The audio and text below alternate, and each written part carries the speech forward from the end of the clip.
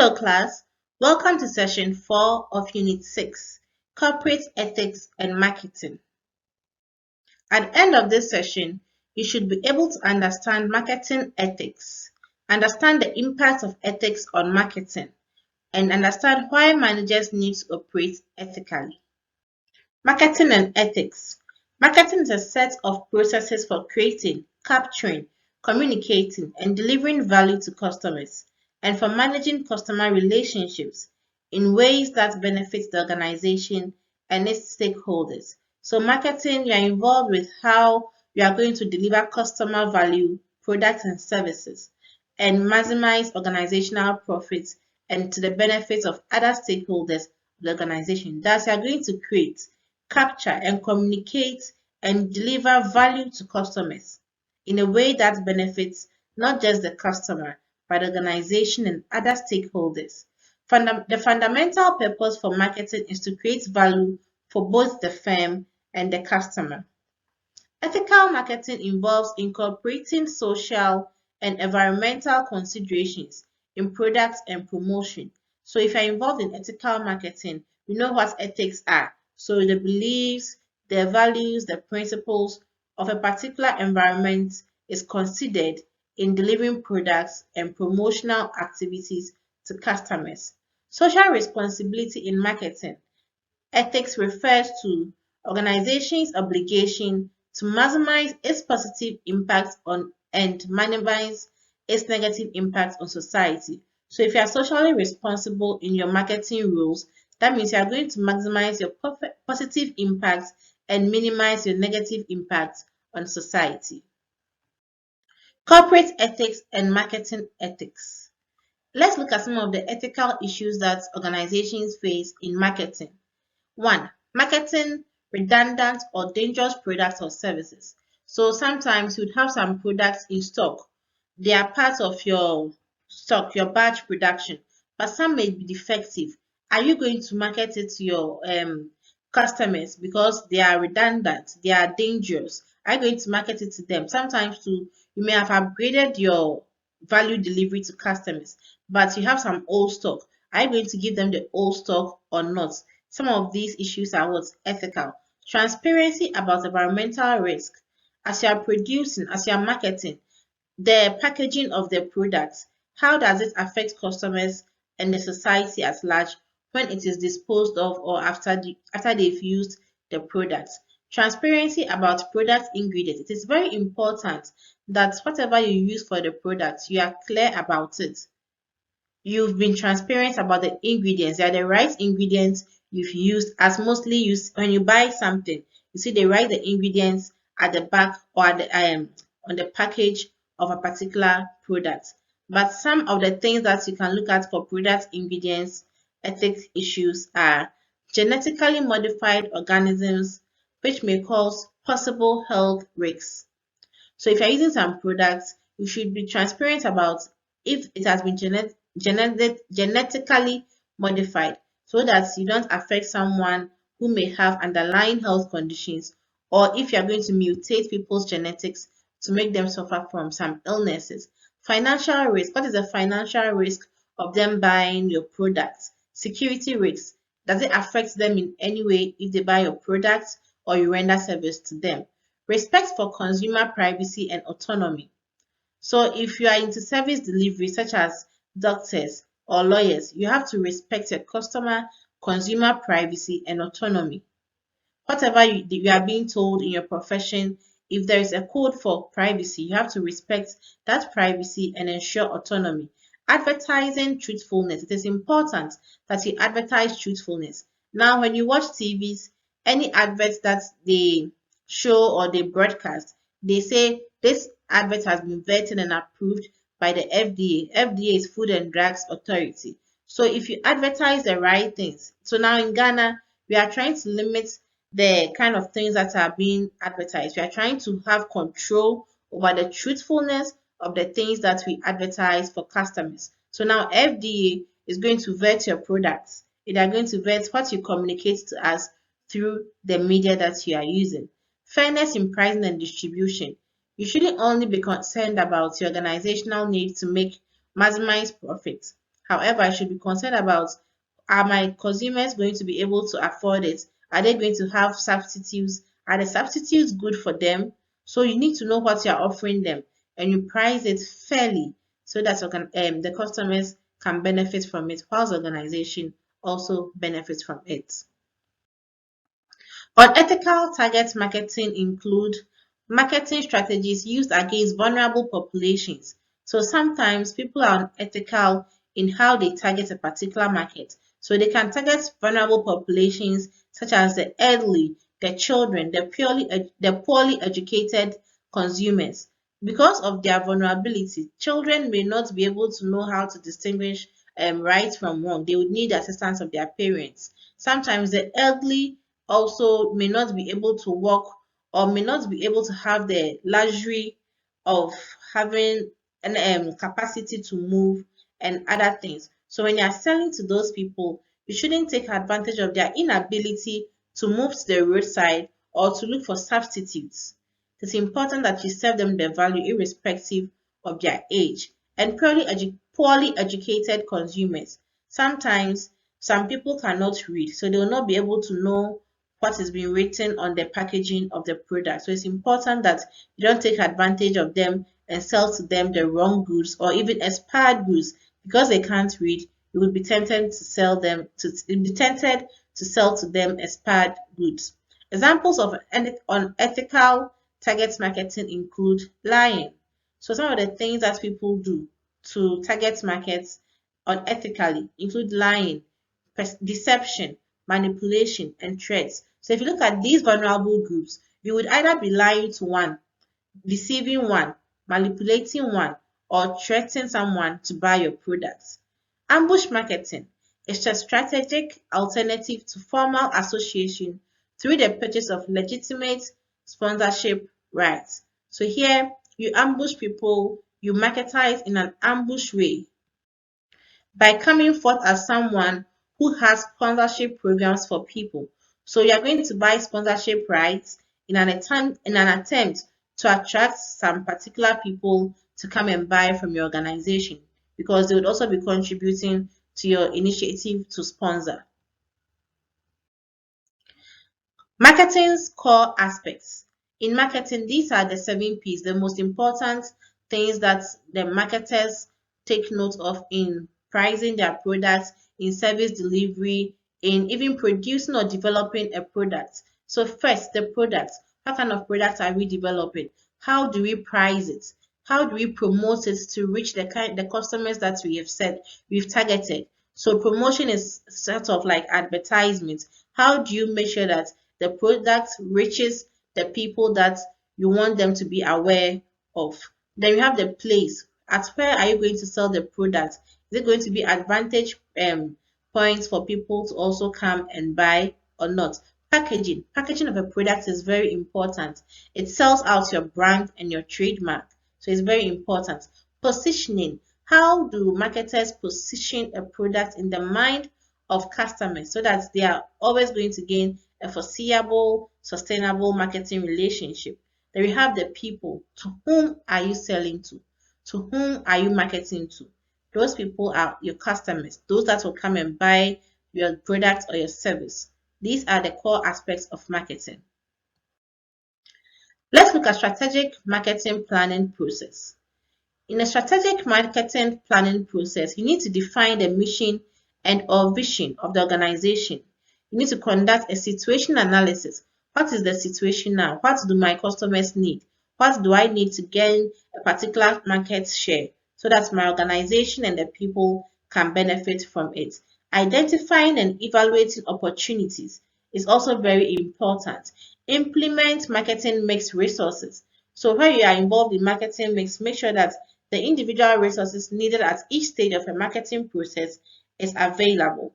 Evaluate performance. Performance evaluation is important at each planning process to be able to know whether your implementation has taken forth as you planned. Is the actual performance as the standard that you created for it?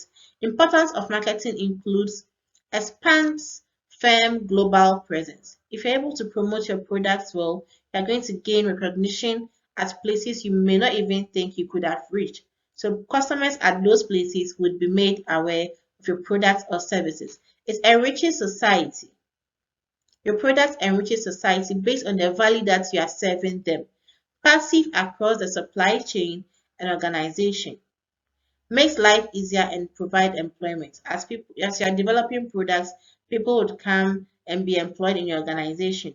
For the passive across supply chain and organization, you'll be able to determine and plan towards your future government and organizational needs. Marketing concepts. In marketing, we are concerned about these concepts aside the aspects that we have. Distribution channels. What means are you going to distribute your goods, your services to your customers? It is very important that you identify the appropriate, cost-effective distribution channels for your products or service. Market research. This would help you identify the needs of the customers and how well your product is doing on the in the market. It also allows you to know what your competitors are doing differently from you to gain the market clientele that they have. Certain prices. It's important for you to set the right prices for the goods so that you can gain a competitive advantage over other customers. Product and service management is very important. When you do the market research, you'll be able to identify some products that need to be innovated, to be rebranded, to have a value, add additional value to those products. So it's important for you to manage your products and service in an organization. Promotional channels. This we are talking about advertising. How do you advertise your products? Through what means?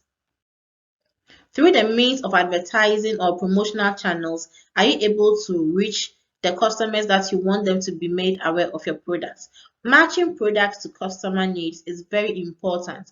That you need to match the products you have to customer needs. This will help you maintain a particular market share in the in the organization or industry.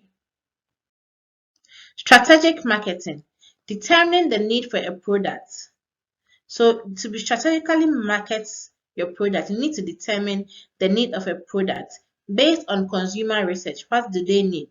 Sales patterns of similar goods. You may have similar goods from probably competitors or even the organization itself. Look at how they are selling in the organization. Modifying existing products or creating new products to match consumer wants and needs. It's very important for you to modify existing products to meet changing consumer needs and wants. So you can rebrand it, you can add some value as and when needed.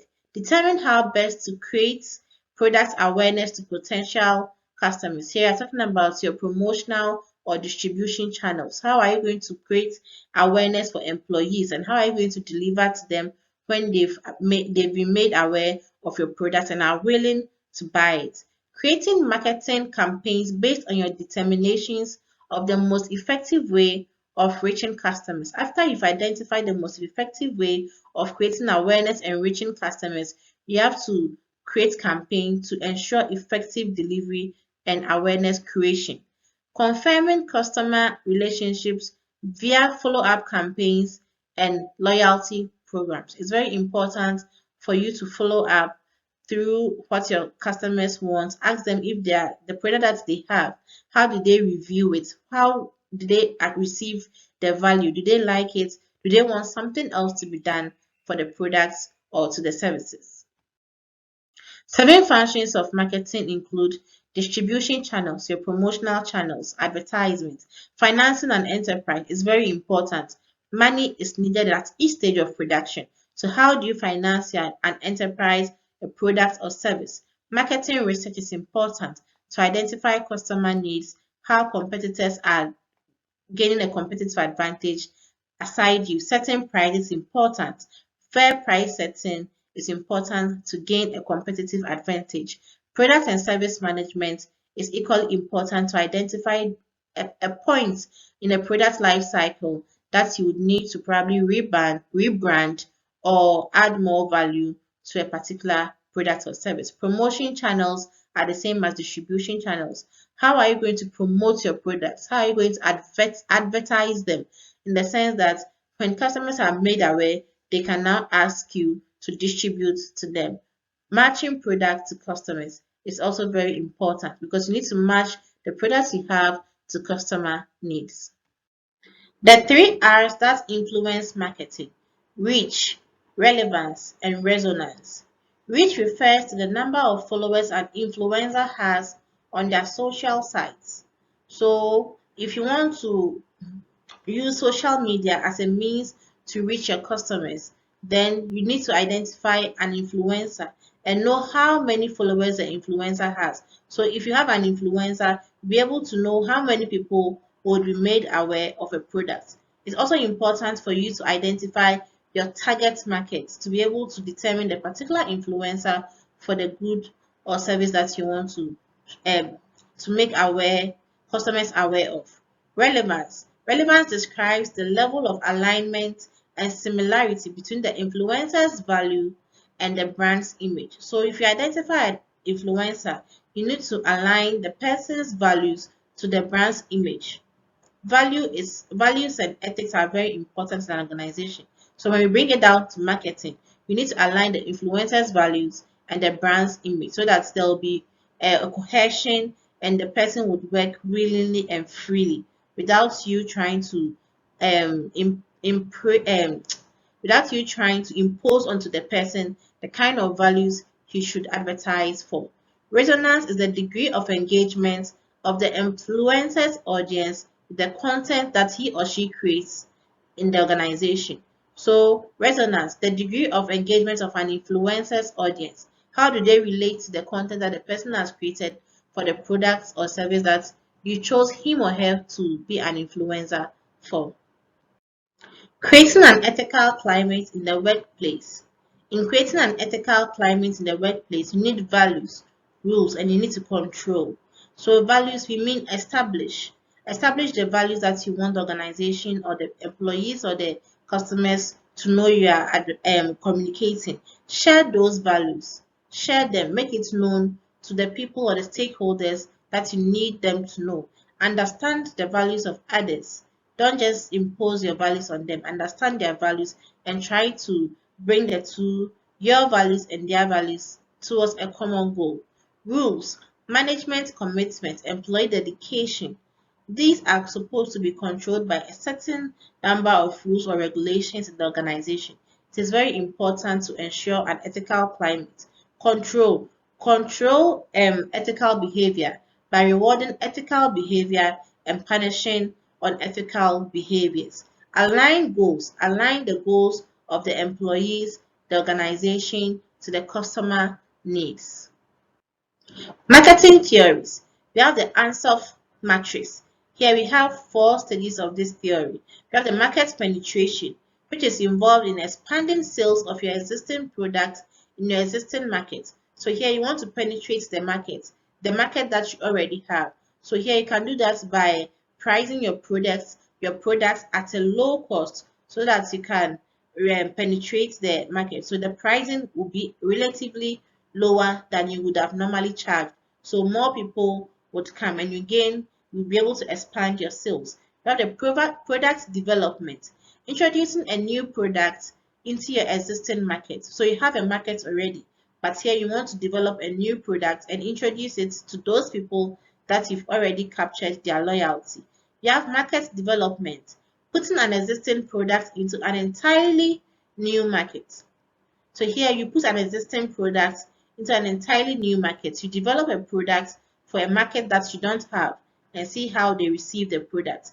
You have diversification, introducing a new unproven product to an entirely new market that you may not understand. So here you try to diversify your organizational strategy by trying to introduce products to people that you may not even understand yet. We have the balanced scorecard. The balanced scorecard is a matrix of tallied list of items to measure organizational performance using organizational objectives, measures, targets, and initiatives. So here I'm going to create tallies. So the tally is a list of the objectives, measures, targets, and initiatives to measure the respective vision and strategy of the following people or the following sectors of people, stakeholders, as in your customers, the financial sector, the learning growth of your organization, and international business process.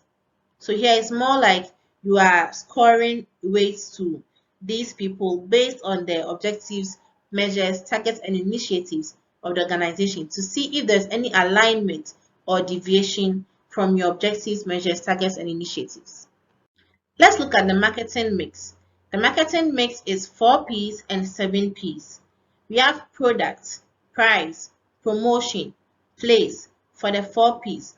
Product is what you are offering your customers. Price, at what value are you selling it to them? Promotion, how are you advertising it to them? Place, how the proximity of the products to your customers. Then the 7 P's we add on to the 4 P's: process, people, physical environment, the process through which you go to deliver your products, the people for which you've created the product, and the physical environment of production. These are the 7 P's of the marketing mix. SWOT analysis. SWOT is strength, weakness, opportunity, threat. Doing situational analysis in an organization is very important for continuity. The situational analysis has to be executed at an internal and external level. For the internal level, we want you to identify your strength and weakness. For the external level, we want you to identify your opportunity and threats. So the internal level is the strengths and weakness. We are looking at work processes, culture, staff, products and quality of products, financial resources, and requirements, service level. So you decide or determine your strength in these areas and your weaknesses in these areas as well. The external level, where you identify your opportunities and threats. Here, are talking about managerial analysis, industry competition analysis, technology in the organization, governmental issues that could pose threats or opportunities to you. So also in these areas, you analyze it as an opportunity or in the line of threats to see how best you can pull through a competitive advantage. Stakeholder mapping. The process followed to help identify, analyze, map, and prioritize an organization's stakeholder is what we call stakeholder mapping. So you identify your stakeholders, you analyze their needs, you map their needs to organizations, and you prioritize an organization's stakeholders is what we call stakeholder mapping. The 4 steps of stakeholder mapping and management include identifying them, analyzing them, prioritizing them, and engaging them in organizational activities. Consumer decision-making process. The consumer decision-making process is the process consumers go through when they make purchases, and it involves that influence their decision and usage of your products or services. So how consumers decide that they want to buy your product, they want to use it, is what is involved in the consumer decision-making process. There are 3 types of consumer decision-making process that you have to identify. You have the nominal, limited, and extended decision-making process. Nominal decision-making of consumers are made when they are making a decision about a low-cost product.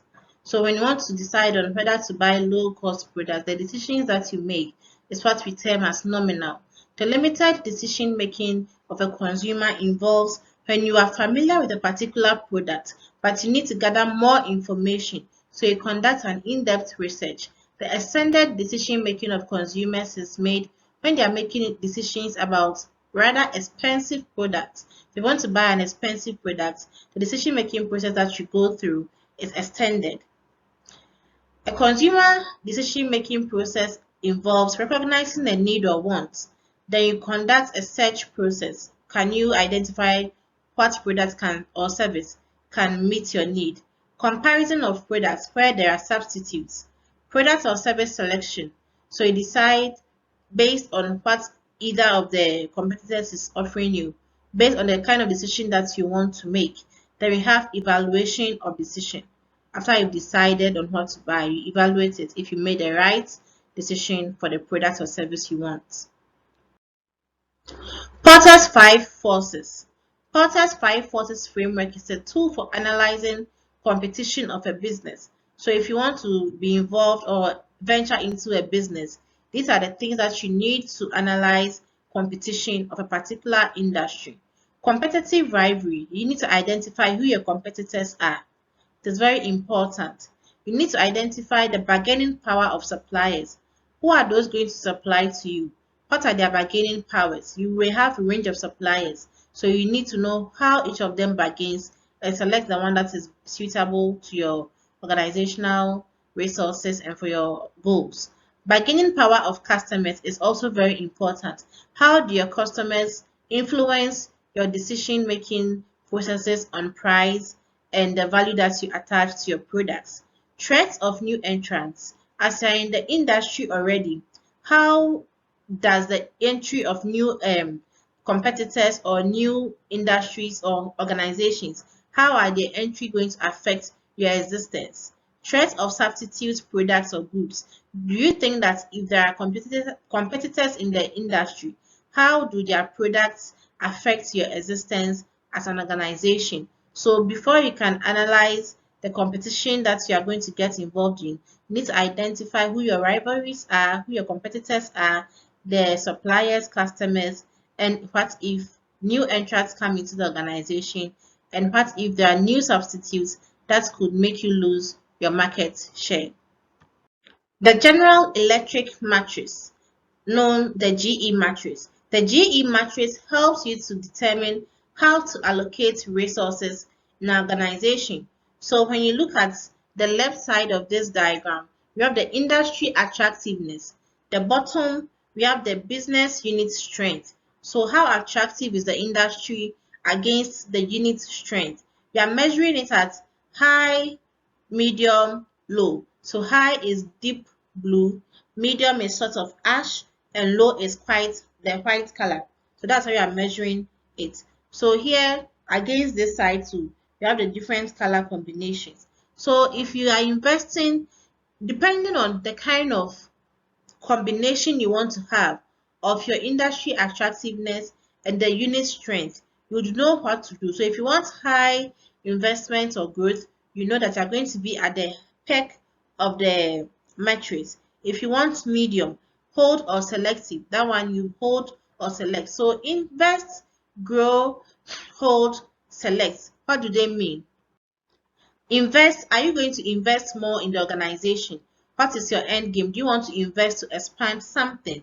Grow, how do you want to grow in an industry? So based on your ability or your need to invest or grow, you know how to allocate your resources and to what parts of the organization. Then we have the hold or selective. Would you hold your resources or you select some products or projects or services that you want to pump money into? Then we have divest or harvest. In this sense, are you going to branch into a different product or service, or you are going to harvest the resources that you've in, the resources that you've put into the organization? Are you going to recoup and harvest, take your money out of the organization? So the GE matrix, you look at whether you want to invest or grow, you want to hold or select some projects, divest or withdraw from a project or product. That will help you know how to allocate your resources. Ways in which attractiveness may be measured include short-term profits, long-term profits, growth rate of market, size of market after growth, as a step towards a more attractive market, value of current products to market members, cost of entry into market, competition within market. These are the ways in which you can cause an attractiveness in the industry that you find yourself. So whatever your long or short-term goal is, it will help you make decisions that would influence your continuity and sustainability in an industry. If you want short-term profits, you make decisions that will help you long-term. If you want to grow in the market, you know what to do. The size of the market, you would know how to strategize and gain a greater share. Value of current products to market members. If that is what you want to do to be attractive in the industry, you do it. What is the cost of entry into a market? Is it going to cost you or not? Then the competition within the market. Ways of determining market potential include understanding your market potential. You need to know what you can afford, what you can offer. And the starting point for estimating market size, you need to estimate the market size that you want. Exercise your potential. That means after you've estimated your market size, now you need to bring out what you have for them. Then you define your target market. For whom are you producing? Estimate the number of target customers. How much should you produce for them? Determine your penetration rate. At what price should you enter the market? Calculate the potential size. How many people do you think are willing to buy your products? Apply the market size data to determine how you are going to strategize and carry forth with your idea. The marketing environment. The marketing environment is factors and forces that affect a firm's ability to build and maintain successful customer relationships. So what are the environmental factors or forces that affect your ability to build and maintain successful customer relationships in an organization or in an industry? We have the environmental factors. They include political and regulatory environment. How is government politics affect you? Governmental laws and regulations, how are they affecting you as an organization? The economic environment. What are the economic decisions or conditions that are affecting your existence in an organization, and how does it affect how you shed some load off to your customers? The competitive environment. Whom are you against? Who are your substitutive products or services? Who would customers move from you to if you are not able to give them the value and the quality that they need? The technological environment. What technology do you have that others do not have, or what do they have that you do not have? That puts them at a competitive advantage than you. The social and cultural environment. What social and cultural ethics do you want to adopt in your organization? That is also very important. These are the factors that affect organization from external forces. There are six main external forces that influence the marketing strategy. We have SLEPT. So we have the social, legal, economical, political, and technological, as we just saw in the previous slide. The macro environment consists of six forces, either depth or deepest model. So the deepest model is a demographic, economic, political, ecological, social, cultural, and technological forces that affect an organization.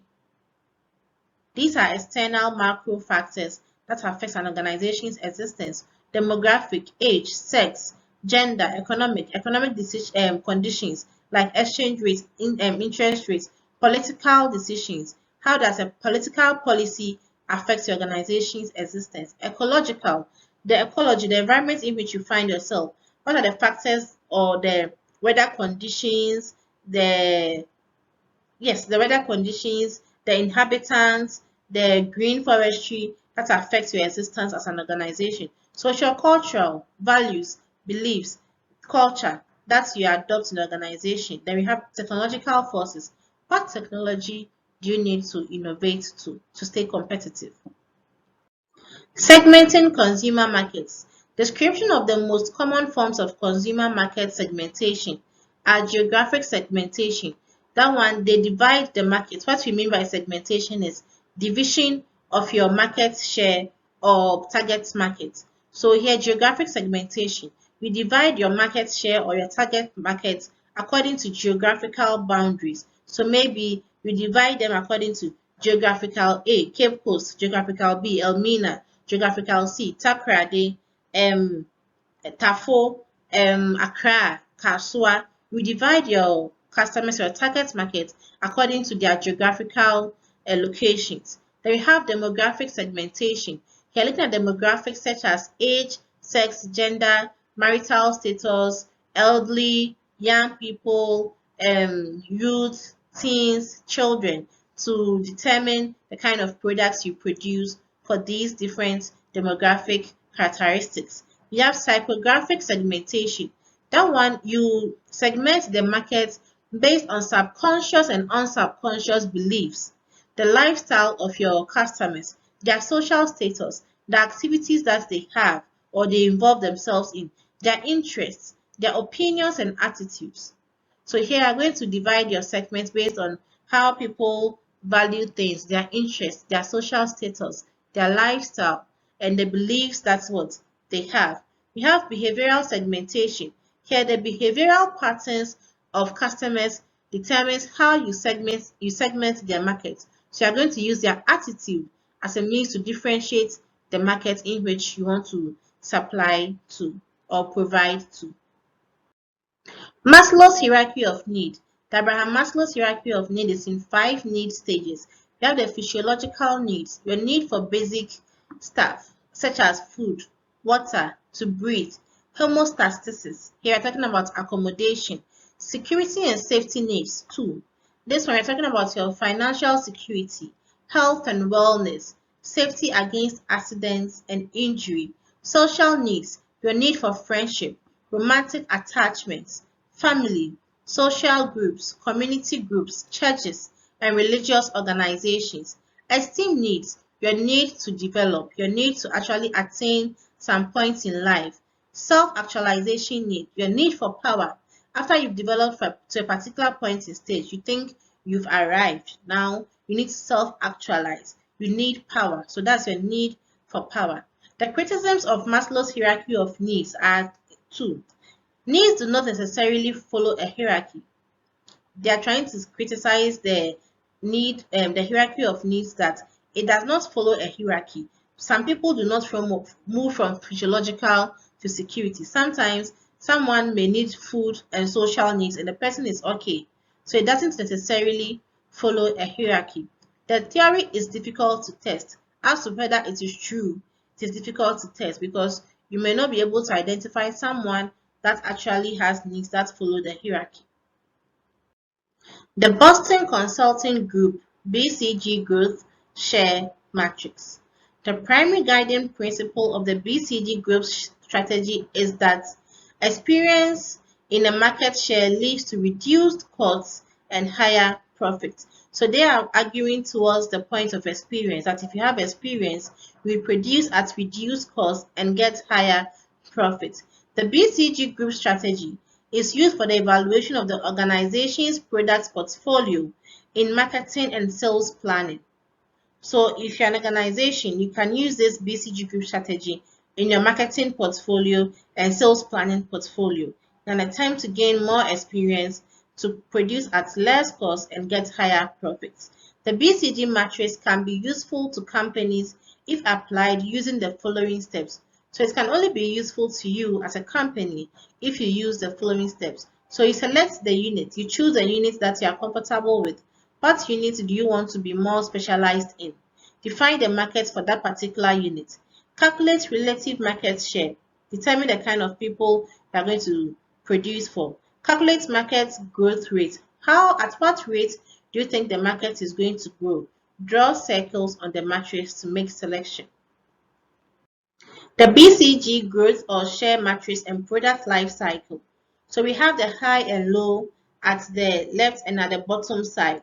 So the market growth is at the left and your relative market share is at the right. So here we have the question mark, the star, the dog, and the cash cow. And the metrics is in earnings, cash flow, and the strategy that you use to achieve your earnings or your cash flow. So for the question mark people, they have a high market growth and a low relative market share. Their earnings are low, unstable, and it's growing. The cash flow is negative, an increase in market share, or they want to harvest and divest. Sometimes they want to just let everything go. They want to move to a different kind of project. The opposite is a cash cow. The cash cow has a high market growth and high relative market share. So the earnings are high and stable. The cash flow is high and stable. And the strategy is to hold. They want to hold that position, that project. Then we have the star. The star has a high market share and a low relative market share. Here, the organizations in the star region are more concerned about earnings. The earnings are high, stable, and growing. The cash flow is neutral. The strategy is to hold or invest for growth. So they want to stay in that same position or invest more for growth. Then we have the dog. The dog is at the bottom of everything. Market growth and relative market share. Those organizations there have low market share and low relative market growth. So they have low and unstable earnings neutral or negative cash flow, harvest or divest. They want to let go of the projects and move on to another project. We have the pestle analysis. The pestle analysis is political, economic, social, technological, environmental, and legal analysis of an organization. Political forces. What political forces are affecting organizational decisions? The policies that organizations develop, the forces that they impose, how peaceful is the country that you find yourself in. These are some of the political forces. Economic forces include your growth rates, your interest rates, levels of employment, price stability, currency exchange rates. These are the economic forces that you have to identify. Sociocultural forces include the culture, the norms, and the values of the society that you find yourself in. Demographic trends here too, we are trying to say the age, gender, family size, ethnicity, sexual orientation, religion, and socioeconomic class form the demographic trends of organizational analysis using the environmental forces. You have technological forces. What technology are competitors using? Ecological forces. Broad environmental issues. Example, the natural environment, global warming, and sustainable economic growth. So the environment in which you find yourself. What are the ecological forces that are going to impede your production or foster your production? Legal environment, the laws, the mandates, the regulations, and court decisions that are impeding or that need to be assessed externally for environmental and organizational growth. Sustainable marketing. Do you remember what sustainable is? Sustainability, we said, providing for the needs now, whilst ensuring there's enough resources to meet future needs. Sustainability is a development that meets the needs of the present without compromising the ability of future generations to meet their own needs, as I explained. Hence, with sustainable marketing, an organization seeks to understand, satisfy customers' needs and wants, develop products and services, and ensure that they can meet the changing customer needs in the future. So currently, whatever the customer needs are, you have to make sure you develop the products and services for them. You understand what they need and make sure that there is enough resources to meet the changing customer needs as the world advances or based on the different environmental conditions in an organization. A framework for ethical decision making in marketing. First, you have to identify issues. You should know that if you conduct a research activity, if you're not careful, the results that you get may mislead you to even harm your public or your customers. So it's important for you to identify the issues, use the right data collection processes, the marketing researching firms issues as well. You have to consider the tools to use for the data collection and how to collect the data that you need. Use the right people to collect the data, ethical people, those that practice ethics, so that you don't get results that could be misleading or could cause harm to the public. Don't hide the real purpose of the study so that your employees can, the customers or the public can tell you what it is they want as customers from you. Gather information and identify stakeholders. It is important for you to identify stakeholders, people that would want to have an interest in the issues that you've identified and gather their information appropriately. Brainstorm alternatives. After you've identified the issues, you need to know how you are going to deliver and solve customer issues by giving them the value that they're asking for. Choose a course of action. It's important that after you brainstormed alternatives, you choose a course of action for your customers. The 6 tests of ethical action. So for you to make an ethical action, these tests can be conducted. The publicity test. How do the public see how ethical your action is? The moral mentor test. Who do you take as a mentor that you go to for moral decisions? Let the person assess whether the action that you are taking is moral and ethical. The admired observer test. How do your admirers view the action that you've taken? The transparency test. What is the transparency of the ethical decision that you've made? The person in the mirror test. When you look inside the mirror, assuming tables 10 and you are the one in the mirror, how ethical is the decision or the action that you've taken? The golden rule test. is also very important for making ethical decisions or taking ethical actions. Ethics in advertising.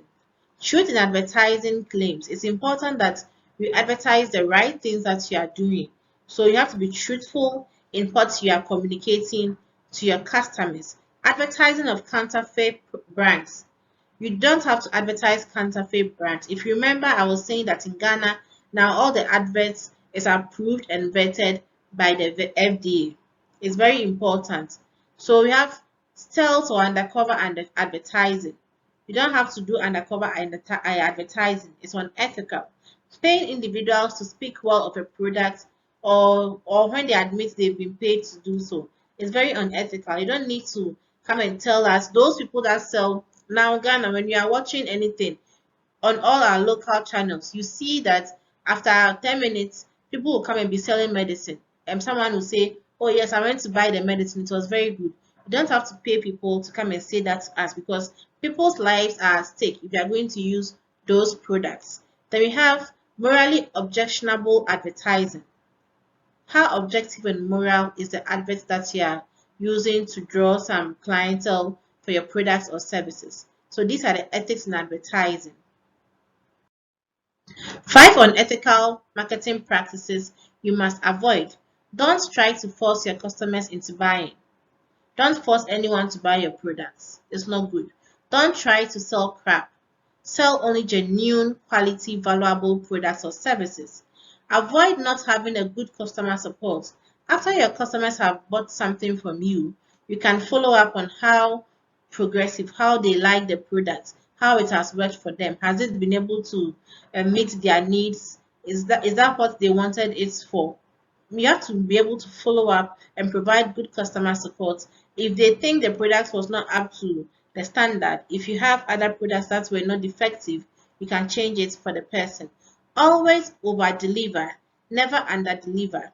It's better for you to over deliver than under deliver for a customer not to be satisfied in terms of your service delivery or your product delivery. Don't give customers something different. This will only worsen the situation. Give them what they ask for. If they want A, don't give them A raised to the power A. Give them A. Don't give them A over 2. No, just give them A. We've come to the end of this session. We have learned about marketing ethics and sustainable marketing. We've learned about the impact of ethics on marketing and why managers need to operate ethically. We've learned about strategic marketing and the theories of marketing. See you in the next unit. Bye.